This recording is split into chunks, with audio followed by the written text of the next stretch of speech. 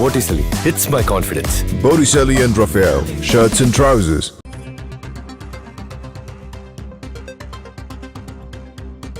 NEET தேர்வுக்கு எதிராக வரும் 9ஆம் தேதி சட்டமன்ற அனைத்து கட்சி கூட்டத்திற்கு முதலமைச்சர் மு.க.ஸ்டாலின் அழைப்பு விடுத்திருக்கிறார். நீட் தேர்வுக்கு விலக்கு அளிக்க வலியுறுத்தி தமிழக அரசு சார்பில் நிறைவேற்றப்பட்ட தீர்மானம் ஆளுநரின் ஒப்புதலுக்கு பிறகு குடியரசுத் தலைவரின் ஒப்புதலுக்கு அனுப்பி வைக்கப்பட்டிருந்தது. அது நிராகரிக்கப்பட்டிருப்பதை வருத்தத்தோடு தெரிவித்துக் கொள்கிறேன் என்று சற்று நேரத்திற்கு முன்பாக முதலமைச்சர் மு.க.ஸ்டாலின் சட்டப்பேரவையில் பேசியிருந்தார். இந்நிலையில் நீட் தேர்வு விலக்கு தொடர்பாக அனைத்து கட்சி கூட்டத்திற்கு வரும் 9ஆம் தேதி அழைப்பு விடுத்திருக்கிறார் முதலமைச்சர் மு.க.ஸ்டாலின். முதலமைச்சர் சட்டப்பேரவையில் பேசியவற்றை பார்க்கலாம். ஒன்றிய அரசு நமது கோரிக்கையை நிராகரித்திருக்கலாம். ஆனால் நீட் தேர்வு முறையை அகற்றுவதற்கான நமது போராட்டம் எந்த வகையிலும் முடிந்துவிடவில்லை என்பதையும் இந்த போராட்டத்தின் அடுத்த கட்டத்தில் நாம் எடுக்க வேண்டிய சட்டபூர்வமான நடவடிக்கைகள் குறித்து சட்ட வல்லுநர்களிடமும் கலந்தாலோசிக்கப்படும். மேலும் இது தொடர்பாக அனைத்து சட்டமன்ற கட்சித் தலைவர்களிடமும் ஒரு கலந்தாலோசனை கூட்டம் வரும் 9ஆம் தேதி அன்று மாலை தலைமைச் செயலகத்தில் நடத்தப்பட உள்ளது. அதில் நமது சட்டமன்ற கட்சித் தலைவர்கள் அனைவரும் கலந்து கொள்ளுமாறு இத்தருணத்தில் தங்கள் வாயிலாக அன்புடன் கேட்டுக்கொள்கிறேன். தமிழ்நாட்டின் மருத்துவக் கல்லூரி கனவோடு கல்வி பயிலும் லட்சக்கணக்கான மாணவர்கள் மற்றும் பெற்றோர்களின் சார்பாக அவர்களின் கனவை நனவாக்க தமிழ்நாடு அரசு உறுதியோடு சட்ட ரீதியான அனைத்து நடவடிக்கை எடுக்கும் என்பதையும் இந்த பேரவையின் வாயிலாக நான் தெரிவித்துக் கொண்டு அமைகிறேன். இது குறித்து பேசுவதற்காக முன்னாள் ஆளுநரும் பாஜக மூத்த தலைவருமான திருமிகு தமிழிசை சவுந்தரராஜன் நம்மோடு தொலைபேசி வாயிலாக இணைந்திருக்கிறார். அம்மா வணக்கம். வணக்கம். நீட் விலக்கு கோரிக்கையை மத்திய அரசு நிராகரித்திருக்கிறது. அதனால் தொடர்ந்து திமுக இதற்கு எதிராக போராட்டத்தை தொடரும். 9ஆம் தேதிக்கு அனைத்து கட்சி கூட்டத்திற்கு அழைப்பு என்று முதலமைச்சர் தெரிவித்திருக்கிறார். மத்திய அரசினுடைய ஏதேச்சதிகார போக்கு அப்படின்னும் விமர்சனம் செய்திருக்கிறார். உங்களுடைய பார்வை? இல்ல, இதுல மத்திய அரசுன்னு சொல்ல முடியாதுல்ல. இதை திருப்பி அனுப்பியது மரியாதைக்குரிய குடியரசுத் தலைவர் தானே. குடியரசுத் தலைவர் முடிவை மத்திய அரசின் முடிவுன்னு முதல் சொல்ல முடியாது. ஏன்னா குடியரசுத் தலைவர் அவருக்கு என்று அதிகாரம் இருக்கிறது. அந்த அதிகாரத்தின் அடிப்படையில் அதற்கான வாய்ப்புகள், சட்ட ரீதியான நடவடிக்கைகள், சட்ட ரீதியான விதிமுறைகள் இவற்றை எல்லாம் வைத்துதான் அவர் ஒரு முடிவை எடுப்பார். அதனால இது வந்து மத்திய அரசின் முடிவு என்று சொல்வதே முதலில் தவறு. ஒன்று. இரண்டாவது, உச்ச நீதிமன்றத்தின் தீர்ப்பு அது.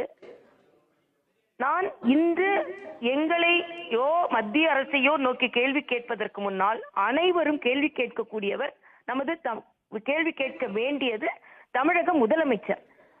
தான் ஆட்சிக்கு வந்தால் முதலில் நீட் விலக்கு கையெழுத்து போடுவேன் என்று சொன்னாரே, அப்பொழுது இது கூட தெரியாதவர் ஒருவர் முதலமைச்சராக வந்திருக்கிறாரா? ஒருவேளை தெரிந்துதான் சொன்னார் என்றால் பொய் சொல்லி வந்திருக்கிறார்களா? ஏனென்றால் இது எல்லாருக்குமே தெரியும், ஒரு சாமானியருக்கு கூட தெரியும். உச்ச நீதிமன்றத்தின் இது தீர்ப்பு. மத்திய அரசும் ஒண்ணு செய்ய முடியாது, மாநில அரசு இதை ஒண்ணு செய்ய முடியாது. அது மட்டுமல்ல, இந்தியா முழுவதும் எல்லா மாநிலங்களும் ஏற்றுக்கொள்ளப்படாகிவிட்டது. தமிழகத்திற்கு என்று 1 ஆண்டுகள் விலக்கும் அளிக்கப்பட்டாங்க. ஏன்னா தமிழகம் இன்னும் தயார் செய்து கொள்ள வேண்டும் என்று. அந்த நீட்டுக்காக குழந்தைகளை தயார் செய்ய வேண்டுமே தவிர மறுபடியும் அதை ஒரு போர்க்களமாக ஆக்கி குழந்தைகளை காவு வாங்க வேண்டாம் என்பதுதான் எனது மிக மிக தாழ்மையான கருத்து. முதலமைச்சர் எதுல வேணுமானாலும் அவர் அரசியல் செய்து கொள்ள வேண்டும்.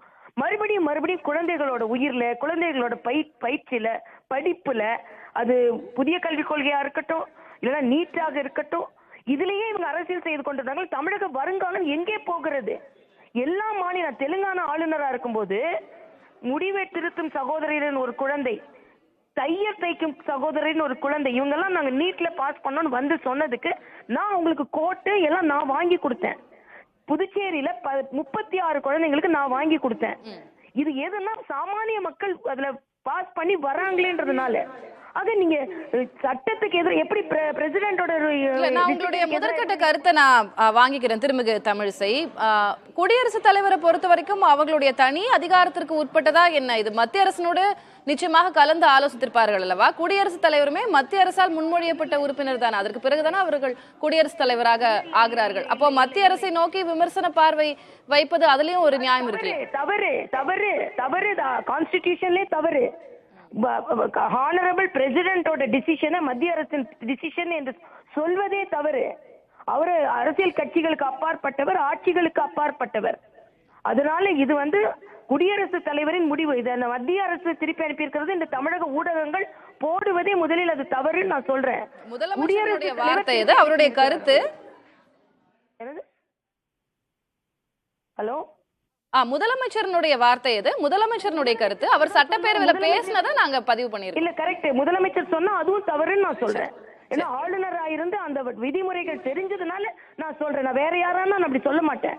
எனக்கு அந்த விதிமுறைகள் தெரியும், அதனால நான் சொல்றேன். முதலமைச்சரே அப்படி சொல்றது தவறு.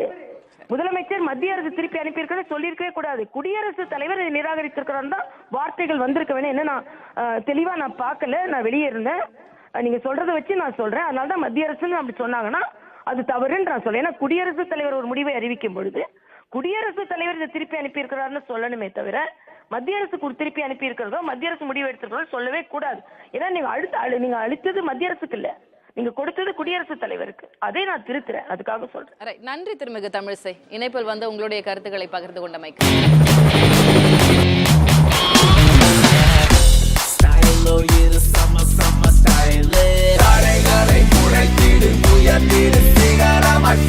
ஃபிட்டான போட்டிசலி இருந்தா கான்ஃபிடென்ட்டா என்ன வேணாலும் செய்யலாம். Botticelli, it's my confidence. Botticelli and Raphael, shirts and trousers.